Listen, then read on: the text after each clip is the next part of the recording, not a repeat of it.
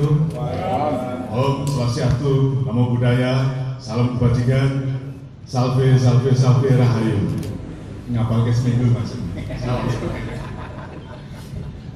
Teman-teman sekalian, mereka tetap bisa berkarya, ini menjadi menarik dan kemudian sekarang pun mereka masih berkarya, tetap berkarya dan mengglobal. Nah, judul dari Gombal menuju global ini saya kira memiliki kode-kode makna yang cukup luas, cukup kaya, dan saya kira penting untuk kita berbicara lebih jauh. Kata gombal saya kira kita bisa sepakati bersama, disebutkan mungkin di dapur, dan kemudian digandengkan dengan kata global, sebuah terminologi yang dalam konteks seluruhan menjadi penting hari-hari ini karena kata global mungkin bersanding dengan kata lokal yang kemudian itu berhimpitan dengan sebuah pemanaan yang satu lokal mungkin dengan kondisi geografis yang sempit, sementara global itu sebuah pencapaian, sebuah cakupan geografis yang luas, dan saya kira ketiga-tiganya ini memiliki kapasitas untuk berbicara tentang dua konteks itu, dari gombal menuju global. Nah, yang saya harus perkenalkan satu persatu, yang paling ujung sana, saya agak personal. Saya kenal beliau itu ketika masih mulai masuk isi gitu, nama yang sudah sangat besar gitu. Dan menarik, saya juga yang pernah ikut-ikutan demo tentang waktu Jepara, Kartini ya, tahun 95, tentang Kartini, tahun 94 mungkin ya, ketika sangat presif militer. Demo udah berangkat dari Jogja itu dengan para aktivis jam 1 dini hari sampai 1 pagi, kemudian Kartinian di sana dan ditutup oleh Dandim ya, oleh Dandim Mas Dadan, salah satu yang bikin performance di sana, selalu performance gitu. Menarik.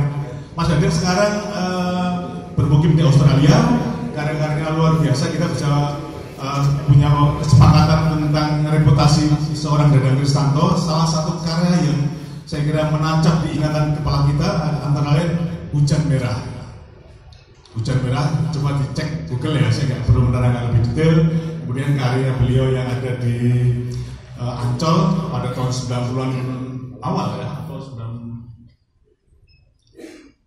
sampai lupa ya, makanya itu dua di antara sekian banyak karya yang saya kira diingat oleh publik, dan karya itu tidak sekadar sebuah karya yang mengedepankan persoalan artistik, tetapi juga ada estetika yang mendalam, ada pemanaan, dan menarik. Dalam dunia seni rupa itu paling tidak ada dua hal penting yang sering diperbincangkan, dan Mas Dadang juga Mas Munir, Mas Widodo selalu memuat dalam dua hal itu. Yang pertama dunia gagasan dan dunia bentuk. Dunia bentuk lebih pada persoalan fisik, pada soal estetikanya, artistikanya, sementara dunia gagasan itu adalah opini, substansi, dan hampir selalu termuat pada karya-karya beliau bertiga ini.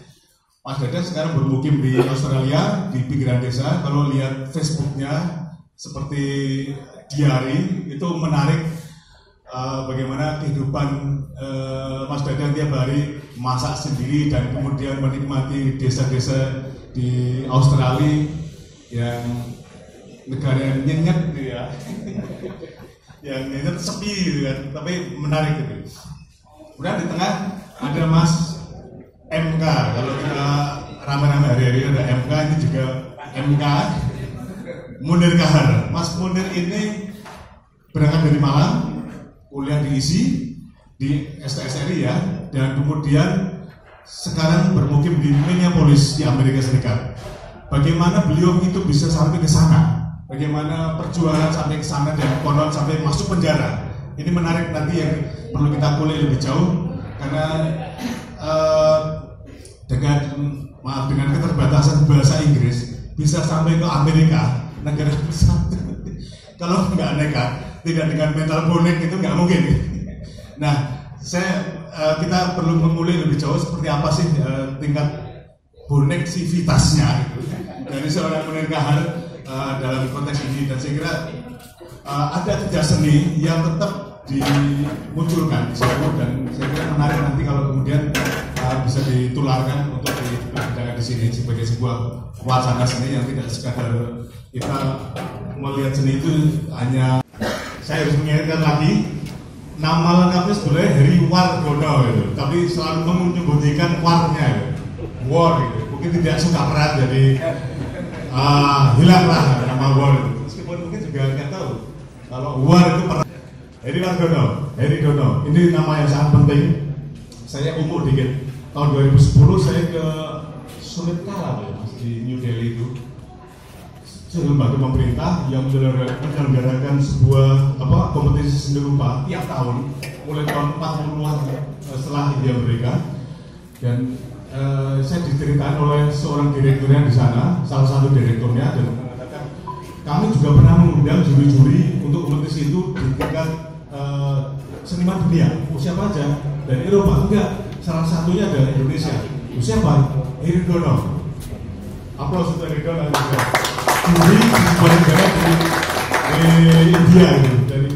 Jadi nama beliau itu sudah sangat kondang, dan Heri Dono adalah salah satu dari sedikit orang yang paling banyak mengikuti Biennale seni rupa level dunia di dunia, dan tidak masuk sebagai seniman karena kerjasama G2G, tapi diundang oleh main curator.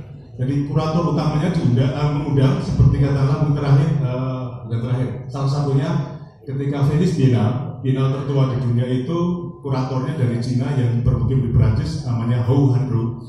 Itu mengundang khusus Heri Dono sebagai salah satu peserta Biennale Venesia.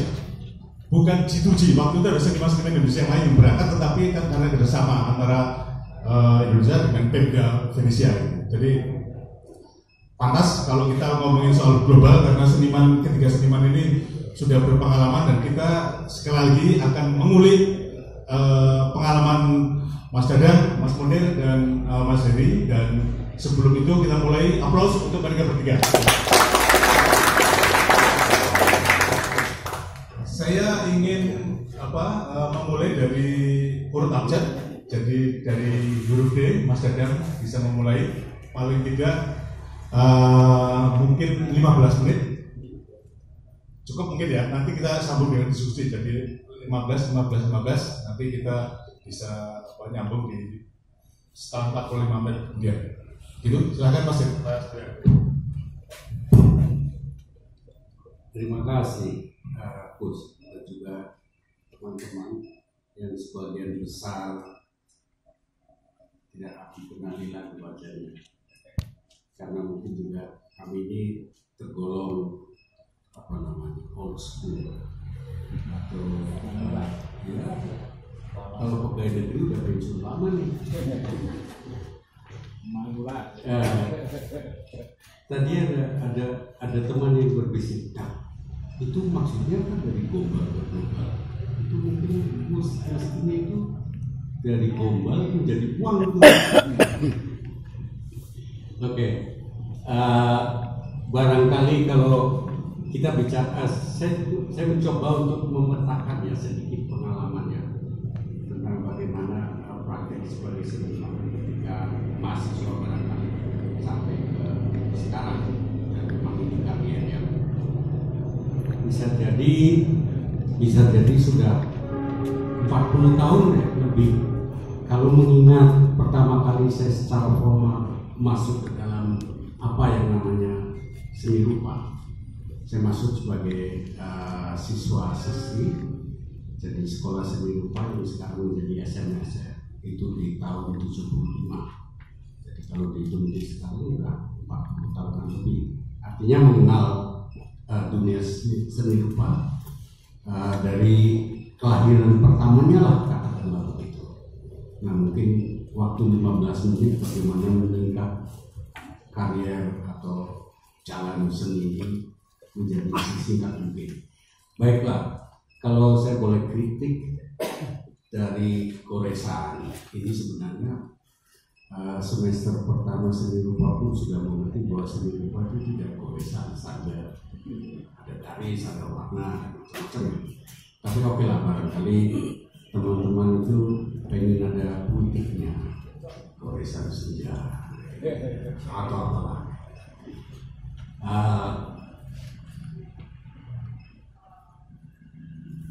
Tahun 80, barangkali ada yang dari Pipa nggak di sini? Mahdi mungkin masih di Pipa. Ya, saya kira ada beberapa angkatan 80 ini angkatan yang mempunyai momen, sebenarnya mempunyai momen. Jadi kalau gerakan seni rupa baru itu tidak menemukan momen, jadi mereka hanya seputar di dalam wacana Indonesia saja, gerakan seni rupa Indonesia saja, tapi tidak pernah ada kesempatan global. Memang ada waktu itu ada international exchange yang diselenggarakan di Perth, tapi itu bukanlah dikatakan sebagai global ketika itu, toh hanya 2 negara. Ini mengingatkan ketika saya residensi di Vancouver, itu mendapatkan kritik keras dari dunia seni mereka. Jadi ada seseorang yang bilang di dalam seminar, ini sebenarnya kita itu enggak global. Kalau mengadakan pameran antara Kanada dan Inggris itu masih satu bahasa, jadi belum melibatkan berbagai etnik atau berbagai bangsa, berbagai negara macam itu. Dan juga kalau misalkan antara Malaysia, ya kira-kira serumpun ya. Tapi sering bahwa itu internasional, global dan sebagainya. Yang berubah betul. Jadi misalkan di Eropa, katakanlah di Belanda, anak-anak muda di Belanda itu merasa malu kalau mereka lalu tiba-tiba melejit macam itu. Ya karena ada momen itu. Saya kira kalau kita membicarakan tentang geopolitik atau kayak begitu ya, sekarang ini kalau kita mencoba apa yang terjadi, nggak tahu, generasi kami sudah lewat, kami old school, jadi ya hanya mencoba berpura-pura untuk gagah pameran dan sebagainya. Sebenarnya energinya udah propos. Nah ini yang dari nobody, katakan nobody menjadi body, dalam arti bukan sesuatu yang hanya kebetulan kami itu full time sebagai artis. Jadi memilih ini karena kami melakukan full time sebagai artis. Sebenarnya ada satu lagi Edi Dara, dia juga full time sebagai artis. Memilih jalan hidup sebagai fokus, full time sebagai artis. Meskipun ada jeda selama seperti saya mengajar di Northern California School of Art, tapi intensitasnya misalkan saya pernah menjadi pegawai di salah satu selalu saja kalau buka koran halaman sendiri ada apa. Jadi secara instingtif nampaknya inilah jalan yang tidak bisa.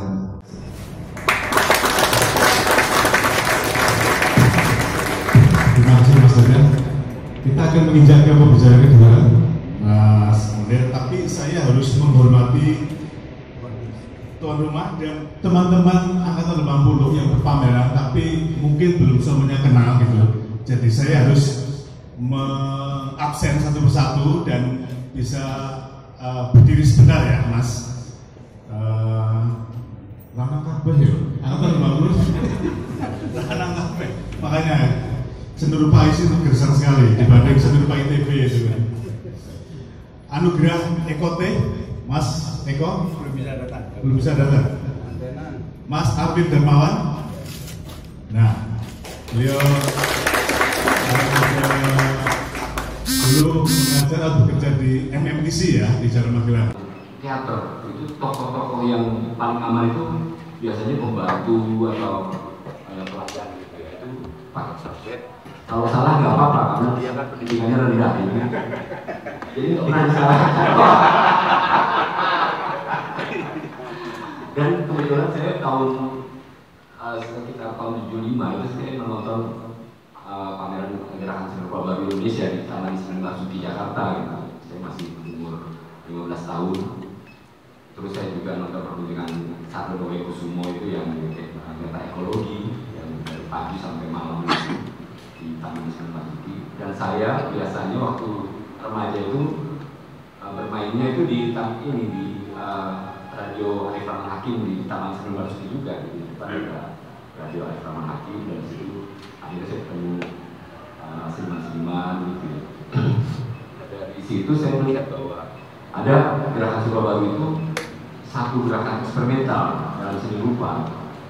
Jadi waktu itu saya beli katalognya dan saya baca, itu lebih kepada gerakan eksperimental dalam seni rupa, dan itu terjadi setelah Desember Hitam pada tahun 74. Jadi saya kuliah tahun 80 di Asri, di SMSD Asri, dan saya menganggap bahwa seseorang yang kuliah itu boleh memproklamirkan dirinya sebagai seniman yang studi seni rupa gitu. Jadi bukan nanti setelah lulus baru saya jadi seniman. Jadi banyak dosen-dosen yang menganggap waktu itu kalau kamu sudah lulus kamu akan jadi seniman. Tapi saya lihat kakak kelas saya banyak yang nggak jadi seniman gitu. Lulus terus kerja di satu instansi yang nggak nanti kamu kalau nggak bisa hidup dari lukisan, kamu bisa hidup bikin kerajinan tangan dan lain-lain. Kalau begitu untuk apa ya? Terus saya pikir saya tidak sekolah di lembaga yang memerlukan sertifikat. Jadi kalau saya kuliah di kedokteran, itu kalau saya bisa punya kesanggupan untuk mengoperasi orang, itu saya dianggap ilegal kalau nggak ada sertifikat. Atau saya di fakultas hukum misalnya, itu nggak, walaupun mengerti hukum, saya nggak bisa jadi notaris atau jadi lawyer ya. Jadi akhirnya sebelum tahun 87, 3 bulan sebelum saya berhenti aja gitu. Loh, nanti kamu nggak jadi seniman? Ya kalau pameran kan nggak ditanya sertifikatnya ada atau tidak gitu. Jadi waktu itu dengan eksperimental itu banyak untuk menjadi kontemporer. Semakin salah kontemporer kok ini. Nah, dengan konsep itu saya pertamanya saya belum keluar negeri ya, cuma pameran waktu itu di Kulailewa Galeri dengan sisi di Manila. Jadi kita kirim karya lewat ada teman namanya, ini saya di Swiss tapi nggak tahu orang Swiss ini gimana ya. Dan bahasa Inggris saya masih patah-patah gitu waktu itu. Nah setelah itu saya mencoba survive. Ini saya masih gombal, saya bukan istilahnya masih nobody, tapi saya percaya diri. Saya ke museum, saya seniman Indonesia gitu. Kamu tahu gak seni Indonesia? Nggak tahu. Ini kamu bisa bikin artis Kak. Jadi saya dapat uang itu dari artis saya banyakin slide-nya. Jadi supaya ngomongnya sendiri slide-nya banyak. Bahasa Inggris saya juga kurang itu. Kita tambah-tambah aja gitu. Seperti misalnya saya pameran tunggal di Chicago gitu, World's Gallery di Chicago. Terus kemudian ke Chicago Art University. Di situ ketemu Francisco Bonami. Jadi udah ngobrol sama Profesor Muhum waktu itu. Udah kamu ikut saya di sini aja. Terus Francisco Bonami penggunaan saya tahun 2003 misalnya seperti itu. Waktu saya diundang ke Belanda itu oleh, jadi uang biasa 15.000 tapi bisa pakai 35.000. Jadi kalau 2 orang jadi 2 kepala jadi 70.000 gitu. Dan waktu itu saya simpan di Bank Niaga di Hotel Garuda. Ambil uangnya sewaktu-waktu perlu saya ambil gitu. Jadi ngirit. Saya kira itu dulu. Terima kasih. Terima kasih Mas Heri. Sebetulnya Mas Dada dan Mas Heri ini tadi yang dipaparkan baru highlightnya ya. Nanti kita akan diskusi lebih jauh tergantung dari respon dari teman-teman sekalian. Yang teman-teman belum ingat atau mungkin belum tahu persis, Mas Heri Dono itu sebetulnya adalah anak seorang perwira tentara. Bapaknya adalah Cakrawirawan. Coba kalau Cakrawirawan tidak gegeran gitu ya, Soekarno tidak jatuh, mungkin beliau tidak jadi seniman, mungkin meneruskan bapaknya berakhir di militer, minimal dan rapi lah ya. Kolonel Heri Dono. Tapi keren, Cakrabrawa. Oke, terakhir Mas Munir, mudah-mudahan bisa memberi banyak gambaran highlight paling tidak selama 15 menit pengalaman di Minneapolis. Saya aslinya Malang.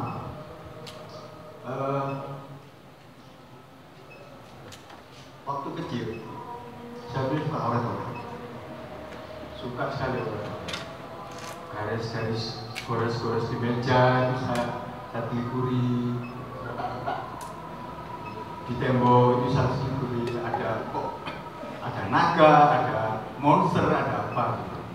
Sehingga suatu ketika ada seniman senior di Malang itu melihat urat-urat saya itu, yes, tersenyum-senyum saja. Kemudian suatu hari saya ketemu lagi dengan dia. Saya dipinjami Small Dictionary of Surrealism. Di sana saya lihat Miru, di sana saya lihat Klee, di sana saya lihat Kandinsky. Dalam waktu ya masih kanak-kanak seperti itu ya, dengan nalar cekak, saya berpikir, kalau ini menjadi sebuah referensi, berarti karya saya juga bisa, berarti urat-urat saya ini juga seni. Saya ingin hidup sebagai seniman. Saat itu saya berpikir seperti itu.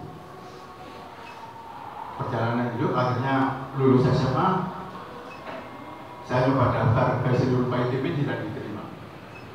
Pulang naik kereta, ada majalah Gadis, saya baca majalah Gadis, asli masih buka. Lari pulang, malam pesen tiket bis, paginya daftar ke asli.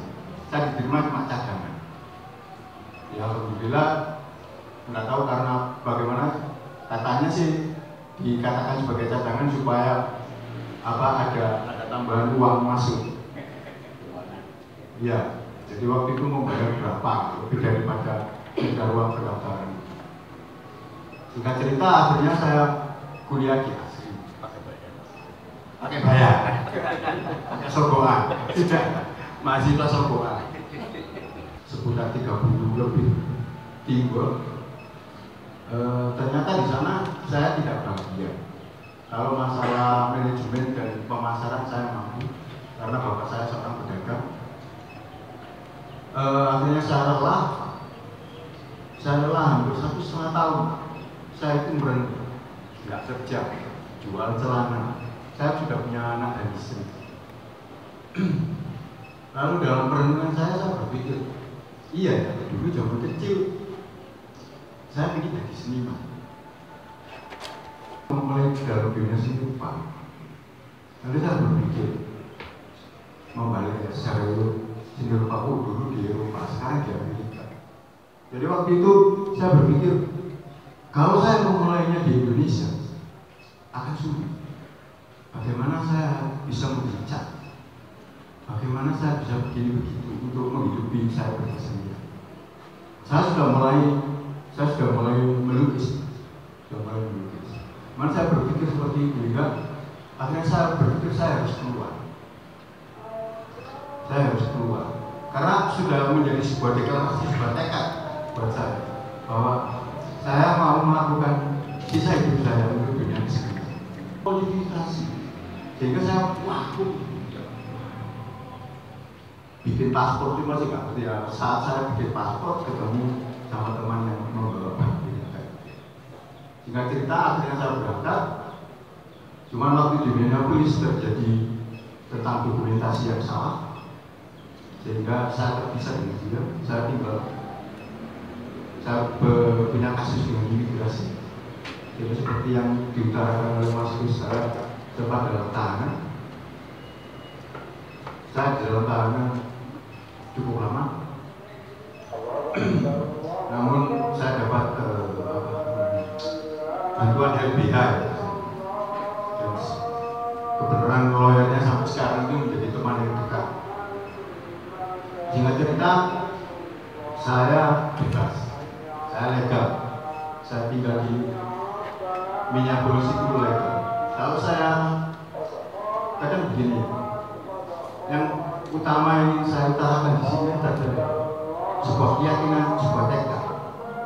Begitu saya memutuskan saya ingin melakukan sisa hidup saya dengan sendiri, itu kalau saya kilas balik, semuanya seperti sudah tercatat, benar-benar seperti sesuatu yang sudah tercatat. Bahkan kenapa kok di Minneapolis, kenapa kok nggak lancar sampai saya di Florida? Kalau saya di Florida, saya bakal kerja di restoran. Itu seperti itu. Sehingga waktu ini upgrade itu saya dapat tahun 2006 saya dapat. Saya diundang main di museum, saya diundang main di festival-festival musik meskipun musik saya itu potekan. Tapi karena darah saya dan orang Indonesia, orang Jawa, jadi di sana esensi kultur itu mereka menghargai, sehingga saya bisa diterima. Tapi itu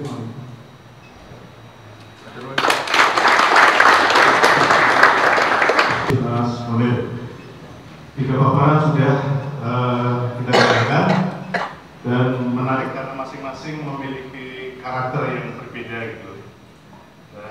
Saya mencatat paling tidak sebelum teman-teman akan merespon nanti saya memberi kilas balik sedikit saja gitu. Mas Dada saya kira bercerita tentang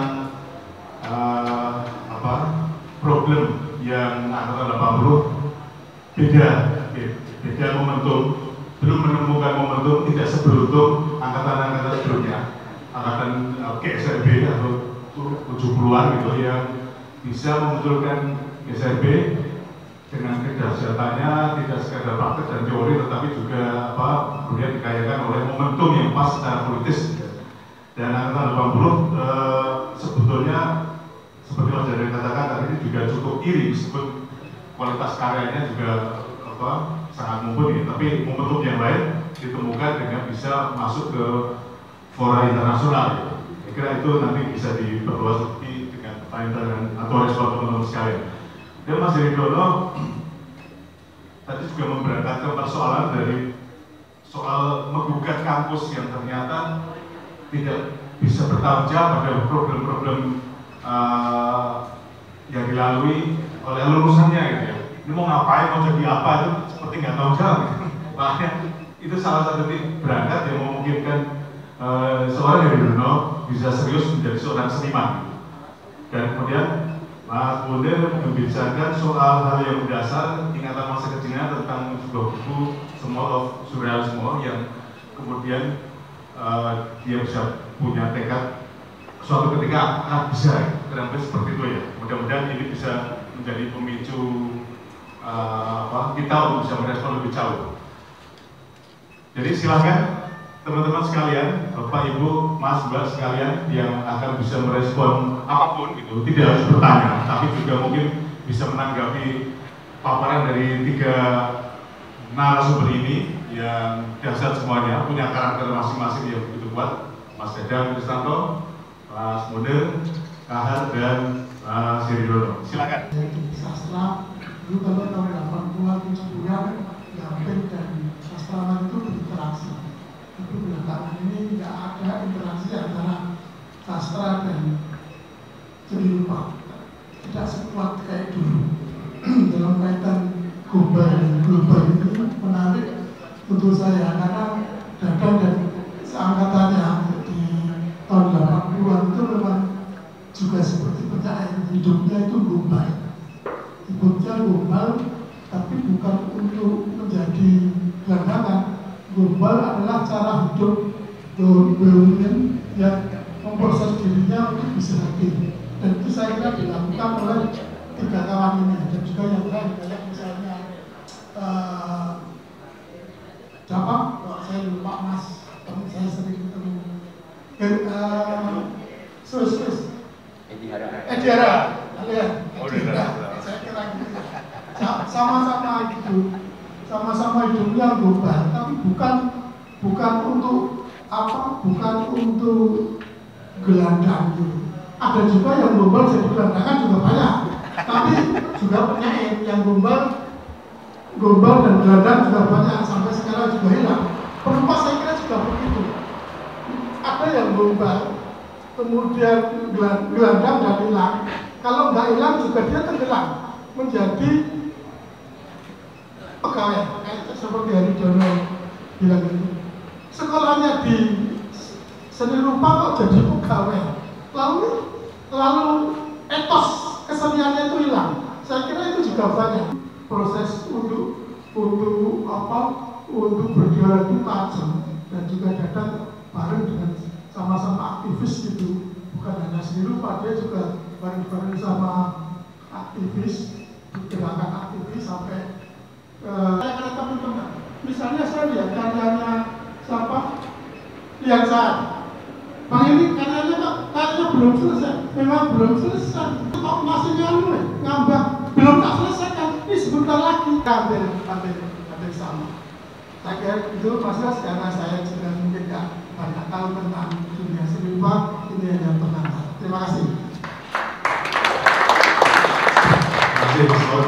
Jadi kenapa saya tanggap ini kalau dua itu wah susah, nggak ada space lagi. Ons ini teman lama betul, artinya dia orang Kadipaten dan Sanggar Bambu itu di Lombok Jaya. Jadi kalau dia kerja di ada Sur di Berna atau apa kayak begitu kan. Pokoknya penyakit lah, dunia penyakit. Sampai kepada kami pernah membuat satu yayasan, barangkali kata rumah. Kami boleh bangga loh, kata rumah itu mengganti kata sanggar. Karena waktu itu yayasan kami itu rumah budaya. Ada Dian Gunawan, lalu Dadan Yulianto, kemudian lalu kita 5 orang. Saya kira gimana tuh surat yayasannya? Oke lah. Gombal. Sebenarnya ada dua makna bersayap. Sering kita dalam sehari-hari gombal adalah barang yang rusak yang tidak berguna hanya untuk mengelap, membersihkan dan seterusnya. Tapi juga ada gombal itu rayuan gombal, jadi doboski. Kira-kira begitu. Nah, kami memang agak sorry ya kalau setiap generasi itu terus terang saja punya kebanggaan sendiri-sendiri. Entah itu generasi 66, wah kami dulu menggulingkan Soekarno Orde Lama, nanti generasi reformasi, wah kami lah yang menjatuhkan Orba, kayak begitu.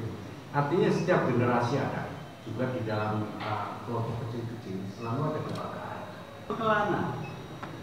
Nah ada semacam romantika bohemian semacam itu, di samping para seniman yang di Eropa yang tergolong bohemian, Van Gogh, Gauguin, Tahiti dan seterusnya. Jadi ada sisa-sisa itu. Nah mungkin sekarang generasi sekarang wah ini sudah old school. Nah yang saya maksud dengan jawab mengomentari orang, bagaimanapun juga ada sisa-sisa itu, gombal itu, bohemian itu. Terima kasih. Cuma sedikit mungkin ya. Jadi saya kira persoalan gombal ya itu seperti mungkin dengan pengertian prihatin gitu ya. Jadi kalau kita lihat teman-teman yang kuliah waktu itu tahun 80, saya kira hampir semuanya dari kelas menengah ke atas gitu ya. Tapi kita ingin bagaimana belajar, kita kadang-kadang sama Yudra ini gimana ya caranya kita belajar jadi orang miskin supaya kalau besok-besok miskin kita sudah biasa. Kalau belajar jadi orang kaya kita susah, harus mengumpulkan uang sebanyak-banyaknya dengan berbagai cara, tapi nanti kalau miskin lebih susah lagi. Jadi teman-teman itu seperti teman ini yang di bawah ini, dia sektor kosannya asuhnya dipaku itu. Pokoknya saya sebelum jadi seniman saya tidur di semen saja gitu di lantai tanpa kasur. Di rumahnya dokter waktu itu. Nah, dokternya bilang bahwa kamu berapa bulan? Itu pasti. Makanya begitu saya mendeklarasikan diri kepada diri saya sendiri, itu ya itu tadi, kalau boleh weteng wis biasa. Cuman mampukah kita tidak sampai menggodok sana. Terus yang ketiga, saya pikir begitu kita yakin dulu ya. Pertanyaannya kan kita berkesenian untuk gawe duit atau untuk berkesenian ya? Dulu waktu kecil, orang tua kita kan itu kan lebih daripada 2M 3M. Kenapa begitu menyatakan diri menaruh bintang 3 atau bintang 5 dalam dunia kesenian ternyata menjadi kalkulatif. Sangat menjadi kalkulatif. Nah, begitu saya berpikir tentang Kasih. Berikutnya ada respon lagi dari teman-teman. Yang cewek, yang muda-muda ada? Ini masih dan tinggal di Jogja. Saya cuma mau tanya dari Pak Dadang sama Pak Munir. Istilahnya gimana mulai hidup di tempat baru dan negara baru, dan karena setiap tempat punya aturan dan privasinya sendiri kan. Dan sebagai seniman gimana deal with those kind of aturan dan perasaan dan ingatan dari kayak dimana kita datang dan bagaimana lihat masa depan, itu aja. Nah, macam itu di populer di Gojek PTL langsung. Artinya dari Toba itu tidak melalui Medan dulu, tapi dari Tarupung langsung Jakarta gitu. Itu memang bisa terkaget-kaget. Tapi kira-kira begitu ya. Daripada hidupku seperti batu, hanya tinggal di suatu tempat.